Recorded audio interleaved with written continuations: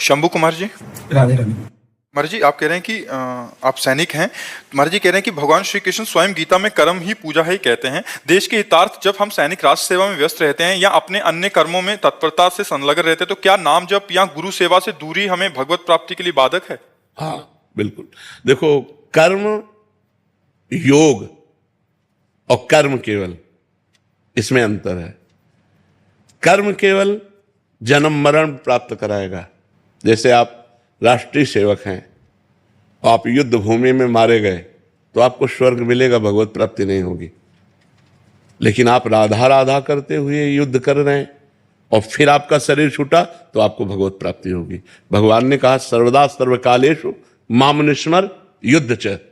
दो बातें कही, केवल युद्ध नहीं कहा, मामनुस्मर युद्ध च, मेरा स्मरण करते हुए युद्ध करो, तो वो हो गया कर्म योग।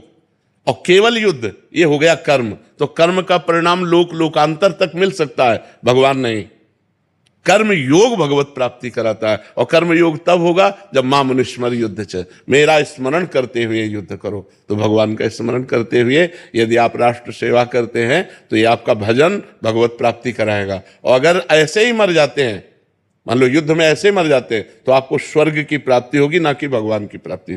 पर स्वर्ग की प्राप्ति होगी जो बड़े बड़े पुण्यात्माओं को होती है, क्योंकि राष्ट्र के हितार्थ आपने प्राणों का बलिदान किया, इसलिए आपका मंगल हो जाएगा।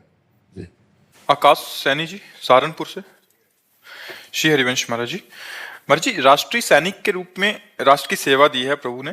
गुरुदेव ये कह रहे हैं कि घर से काफी समय दूर रहना पड़ता है। इस अवस्था में ना तो हम विरक्त हैं ना पूर्ण ग्रस्त हैं। कार्य के चलते पूर्ण अष्टयाम सेवा नहीं हो पाती, बस आपके बल से नियम पूर्ण कर लेता हूं। तो ऐसे में महाराज जी हमें भी निकुंज की प्राप्ति हो जाएगी? अभी पीछे वाले बैच में एक आर्मी के अधिकारी ने प्रश्न किया था, बिल्कुल ठीक ऐसा ही प्रश्न है। देखो, भगवान की प्राप्ति भगवान के स्मरण से होती है, किसी कर्म से नहीं होती। इसलिए भगवान ने दो बातें कही अर्जुन जी को, मामनुस्मर युद्ध च। अर्जुन, तुम मेरा स्मरण करते हुए युद्ध रूपी पूजा करो। तो जैसे आप राष्ट्र सेवा में हो और आप भगवान का स्मरण नहीं करते हो, आप युद्ध में मारे जाते हो, तो आपको स्वर्ग मिलेगा। कुछ समय तक पुण्य भोग भोगोगे, फिर मृत्यु लोक में जन्म होगा। यदि आप राधा राधा जपते हो और युद्ध भूमि में भगवान का स्मरण करते हुए शरीर छूटता है, तो आपको सीधे भगवान की प्राप्ति होगी। ये राष्ट्र सेवा बहुत बड़ा कर्म है, छोटा मोटा कर्म नहीं है। क्योंकि अपने परिवार से दूर लगभग प्राय व्यापारी भी कई दिनों के लिए हो जाते हैं, विदेश में जाना है, कई मतलब बहुत ऐसे डिपार्टमेंट हैं जो हर समय परिवार में ही थोड़ी रहते हैं, परिवार से दूर रहते हैं। और प्राणों का कभी भी किसी का भी योग हो सकता है, किसी भी कारण से, या मृत्यु कभी भी किसी की कैसे भी हो सकती है। तो हमको अपने कर्तव्य पर ध्यान देना है। बस खास बात है कि जब हम तैनात हैं तो हम केवल राष्ट्र सैनिक हैं, न उस समय गृहस्थ हैं, न उस समय हम विरक्त हैं। हम अपने प्राणों का बलिदान करके अपने राष्ट्र की रक्षा में हैं, अपनी निष्ठा में हैं। बस इसी से काम होता है। और राधा राधा अंदर जपना है, बाहर से अपने कर्तव्य का पालन करना है। तो जो एक विरक्त सन्यासी को भगवत प्राप्ति होती है, वही एक राष्ट्र सैनिक को भगवत प्राप्ति होगी, या किसी गृहस्थ को भी होगी। यदि वो गृहस्थी में रहते हुए अपने कर्तव्य का पालन करता है और भगवान नाम जप करता है, तो उसे वैसे ही भगवान की प्राप्ति होगी। देखो, बड़े उच्च कोटि के गृहस्थ हुए हैं, जैसे नरसिंह मेहता जी, बेटी थी, बेटा था, पत्नी थी।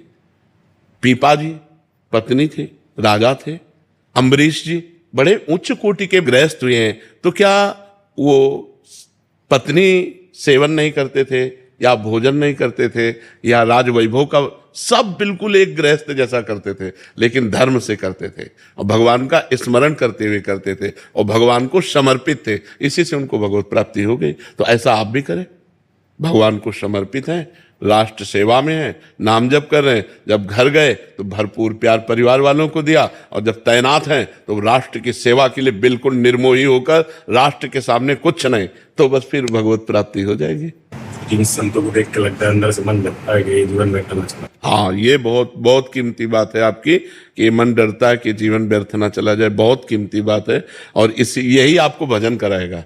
यही जो आपके अंदर प्रश्न है कि जीवन कभी व्यर्थ ना चला जाए, ये आपको सच्चे मार्ग में चलाएगा, भजन कराएगा। ये जिसके जीवन में आ गया प्रश्न कि मेरा जीवन व्यर्थ ना चला जाए, वो अच्छी कमाई करके जाएगा यहाँ से।